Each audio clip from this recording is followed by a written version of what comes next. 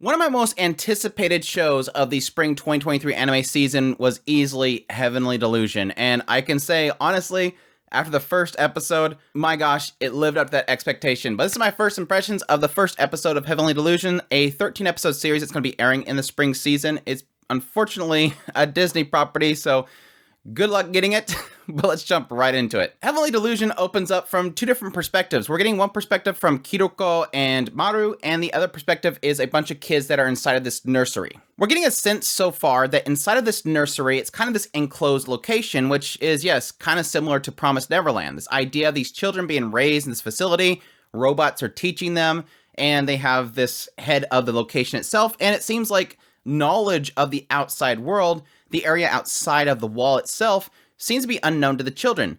Even so much to the point where one of them actually questions what is outside of it. It seems like the director and stuff are like, where did you get this hint? Like, why do you say that? It seems like it's shocking to them that they even acknowledge there's something beyond the wall. One of the children, Tokyo, even says, wait, there's something beyond this? Like there's an outside to the outside? Additionally, the other kind of oddity that's happening within this nursery is it seems to be hinting that each of these children have some sort of special thing about them. One of them, Mimihime, she just casually says, we're gonna have a test today. And so happens they have a test. And additionally, Mimihime is the one that acknowledges the outside, telling Tokyo, her friend, that she has this image of the outside, that these two people will come to them and ask them if they want to go to the outside. And one of them looks like Tokyo. Which, yes, as we'll see from the other perspective from the outside, one of these two people that's walking around looks just like Tokyo. Has the same color hair and facial features. Additionally, one of the other kids throws a ball over this balcony, jumps off of it, and is able to run up and grab it, seemingly very fast. So again, they're enclosed, they don't know about the outside world, they're taking in knowledge, and they all seem to have special abilities. Now, the outsider's perspective, beyond the wall, we get the perspective of Kiroko and Maru. We find out that Kiroko is from Tokyo and she takes odd jobs. And her current job is to be a bodyguard of Maru, which again, Maru is the one that looks similar to Tokyo who's inside this facility. And yes, why Maru needs a bodyguard, seemingly, is that, yeah, anywhere outside of this nursery, this facility, is a wasteland. They talk about at some point in the past, there was this collapse that happened. And everything is pretty much a wasteland. It's post-apocalyptic. And it seems like Kiroko is able to protect herself using this really weird gun that takes these batteries that shoots a beam.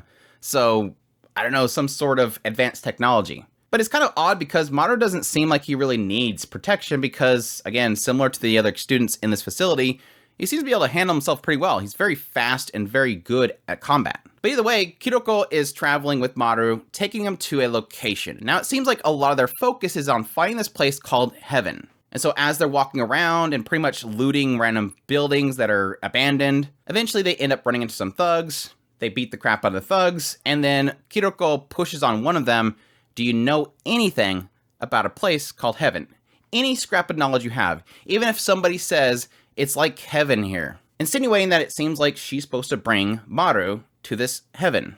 They get some information from these thugs to go to this place that sells tomatoes, which is like, well, if you think that tomatoes are heaven, I can tell you about this one place. And this lady sells them tomatoes and then lets them stay there for a little bit. They have a nice bath. And eventually the lady brings up, do not go out at night. There is a monster out there and it will kill you. Immediately, Kiroko jumps to this. You're talking about a man-eater. Though everybody seems to call it a different name, it consumes humans. And this makes the lady panic for a minute, but then Kiroko says, we can handle it. If you could tell us where it's at, we can kill it. I have a, she calls it a keto beam, which is her gun. And apparently Maru is able to handle himself against the thing. Again, he's very good at combat. Cut forward, it seems as if this lady drugged the two of them, so they go to sleep, and then it cuts to her waking up with a gun in her hand and this big bird monster outside the window. While at the same time, from within the facility, we get a perspective of Tokyo asking the director about the outside, and the director says, there's nothing but monsters out there. So my thoughts on Heavenly Delusion so far, I am absolutely loving it. First off, visually, this show looks really incredible. Just the atmosphere, it's nailing the post-apocalyptic, the visual shots, the backdrops, everything looks gorgeous. Perspective shots of the characters themselves, the animation so far, the fight scene they had in the first episode was really well done. I love seeing Maru just kind of jumping around, doing roundhouses and stuff like that, while Kiruko's up here and she shoots a beam and knocks down this pole. Like, the animation so far has been really top-notch. And again, like I said, and also capturing the atmosphere of this post-apocalyptic world. Add in that the directing itself and everything, it just oozes that feeling. And then yes, having within the nursery itself, having that very clean environment. The animation there is fantastic as well. And I'm loving all the character designs themselves. I really like Kuroko's design too. Everything visually and setting the atmosphere in the directing is absolutely top-notch. I really do hope Production IG keeps at this, because we're only the first day of the season and this is knocking it out of the park. I would honestly say this even looked better than, I know this is going to make some people angry, just my opinion, this looked better even than Hell's Paradise that was airing today. Granted, Hell's Paradise, I'm not sure if it was on purpose that they decided to completely cut one of the fight scenes. He'd use a ninjutsu and just cuts it off. It looks really, really good. Now, the story and the setting and everything, loving it. I was a huge, massive fan of Promised Neverland. I love what that first season did, all the way up to the very end, that sense of that isolated location, the nursery, and not knowing what's outside of it. Now, granted, this is showing us immediately what's outside of the wall, but it still has that sense from both perspectives. From inside the perspective, not knowing what's outside, that feeling of isolation, while on the outside, we're getting a nice perspective of isolation, the idea that there's nothing here, it's just dead. This brief shot of them going into this house and then realizing, oh, they locked themselves up there and they just starved to death because whoever survived the collapse just pretty much starved to death.